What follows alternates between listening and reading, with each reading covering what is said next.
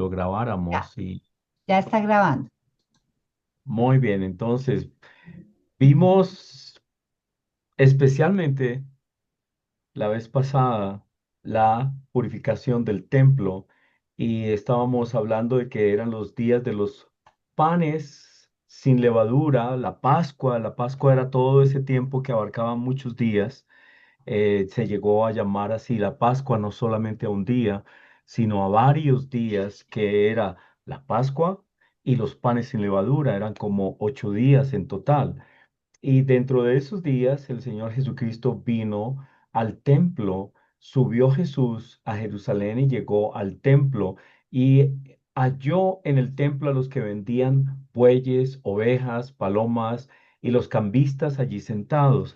Y estábamos diciendo que Panes sin Levadura era un tiempo de recapacitación, era un tiempo de sacar el pecado. Panes sin Levadura significa salir del pecado y pues todos los judíos celebraban esta fiesta de sacar todo lo sucio, todo lo malo, todo lo que era la levadura también que significaba pecado.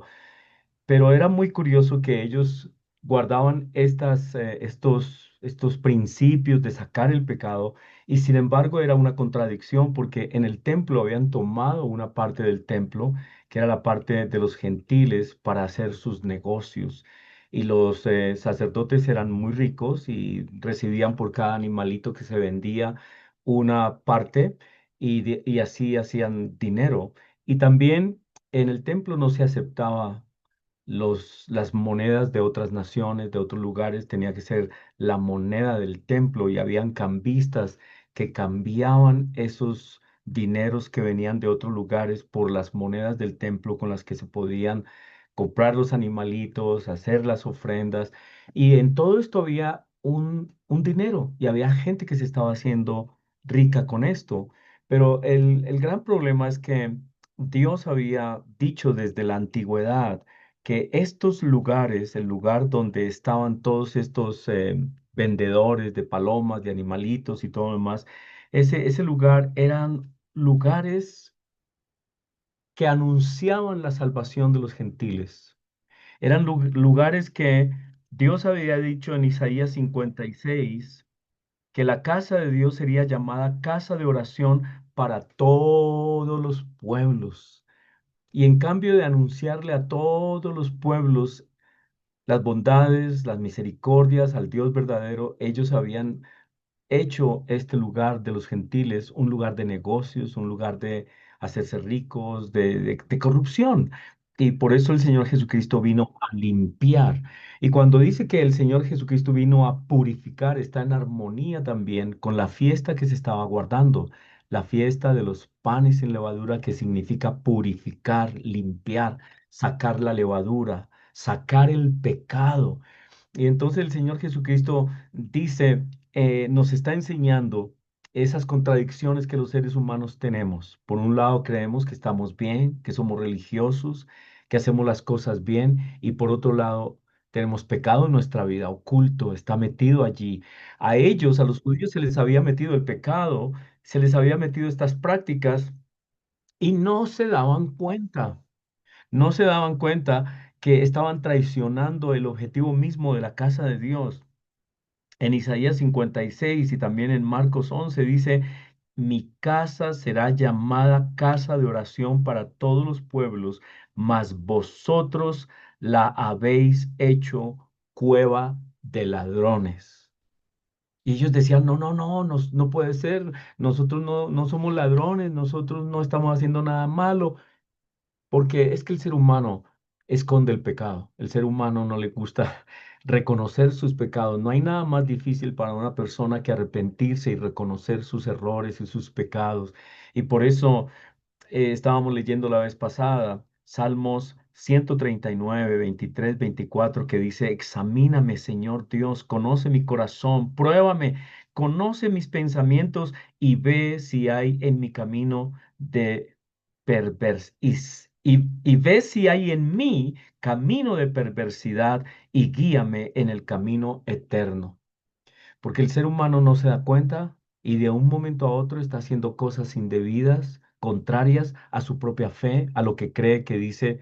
que cree y se traiciona a sí mismo. Hay contradicciones en el ser humano. Decimos a veces ser cristianos y hacemos cosas que no son cristianas. Creemos que estamos haciéndolo todo bien y resulta que llevamos prácticas inaceptables para Dios. Cuando el Señor Jesucristo purifica el templo, entonces está diciendo que algo había pasado en la nación. Habían permitido cosas que no se debían permitir. Habían traicionado el objetivo de esa área de los gentiles, que era anunciar a los gentiles al Dios verdadero, un Dios de gracia, de misericordia.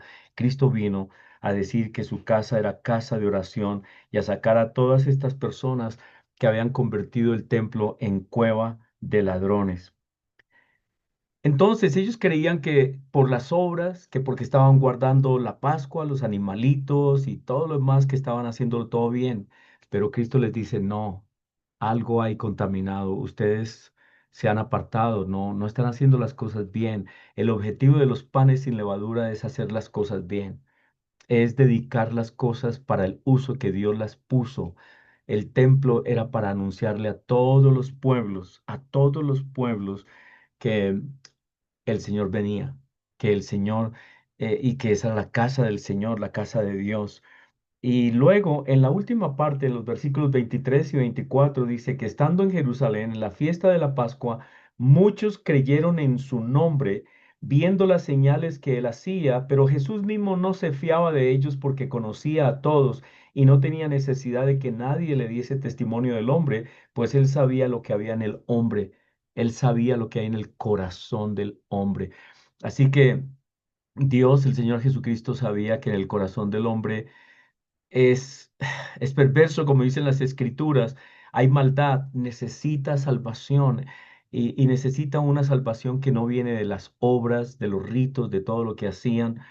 Necesitaban a un Salvador y nadie lo estaba reconociendo, nadie lo estaba pidiendo, todavía no se daban cuenta, se estaban escondiendo detrás de sus ritos, pero el Señor Jesucristo vino a mostrar que Él era ese Salvador, Él conocía lo que había en el corazón de los hombres, detrás de todos esos ritos, de esas normas, detrás de todas las prácticas judías que tenían, había pecado en realidad, no había una buena motivación. El Señor conocía que ellos tenían motivaciones equivocadas y que el corazón del hombre es malo y que necesita salvación. Así que esa es la enseñanza que podemos sacar aquí de ese pasaje de Jesús purifica el templo. Y ahí podemos entonces dejar